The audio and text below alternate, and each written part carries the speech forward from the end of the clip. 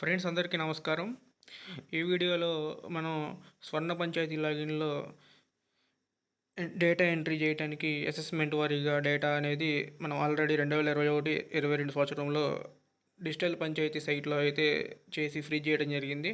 ఇప్పుడు ఆ సైట్ నుంచి మనం డేటా ఏ విధంగా డౌన్‌లోడ్ చేసుకోవాలి, అలాగే చాలామంది ఏందంటే ఆఫీస్ ఐడీ అనేది తెలియటం లేదని చెప్పి అంటున్నారు. వాళ్ళ కోసం అయితే ఈ వీడియో చేయడం జరుగుతుంది.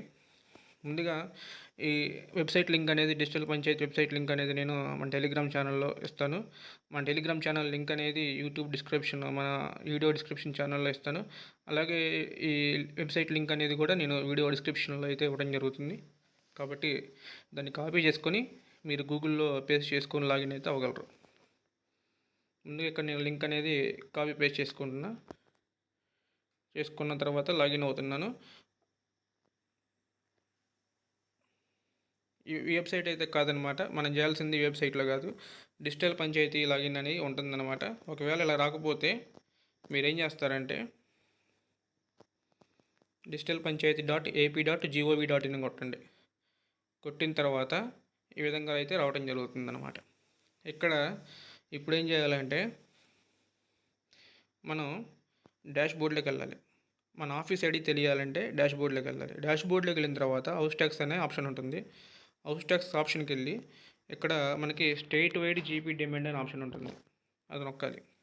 అది నొక్కి మనం ఒక నిమిషం పాటు అయితే వెయిట్ చేయాల్సి ఉంటుందన్నమాట. ఎందుకంటే 13,000 గ్రామ పంచాయతీల డేటా లోడ్ అవ్వాలంటే కొంచెం టైం పట్టింది. కాబట్టి ఒక నిమిషం అయితే మీరు దాన్ని సైట్ని అయితే కదిలియవద్దు.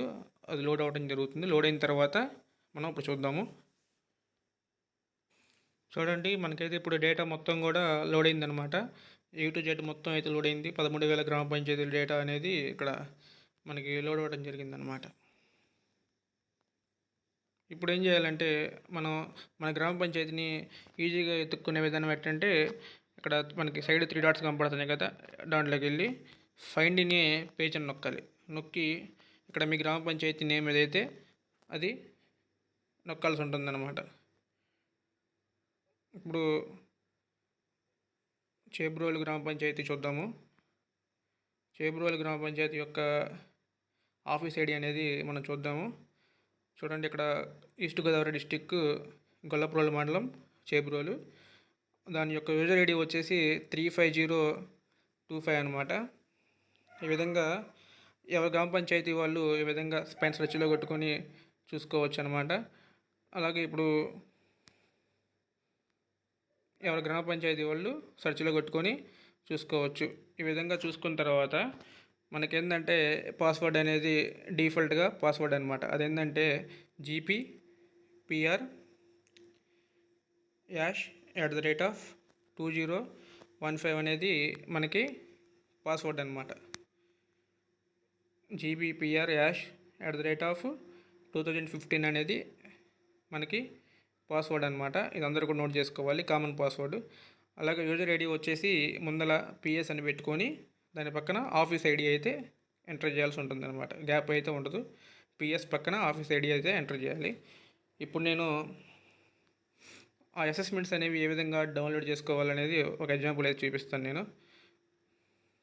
చూడండి, మళ్ళీ హోమ్ పేజ్కి వచ్చేసాం. హోమ్ పేజ్కి రాగానే ఇక్కడ లాగిన్ అయితే కనబడుతుంది. లాగిన్ నొక్కిన తర్వాత మన యొక్క యూజర్ ఐడి అనేది ఎంటర్ చేయాలి. ముందు PS పెట్టుకోవాలి. PS తర్వాత మీ యొక్క ఆఫీస్ ఐడి అనమాట. ఆఫీస్ ఐడి అనేది 5 డిజిట్ నెంబరు. అది పెట్టేసి పాస్వర్డ్ అనేది చెప్పాను ఆల్రెడీ, GPPR#2015. తర్వాత క్యాప్చా ఎంటర్ చేయండి. క్యాప్చా ఎంటర్ చేశాక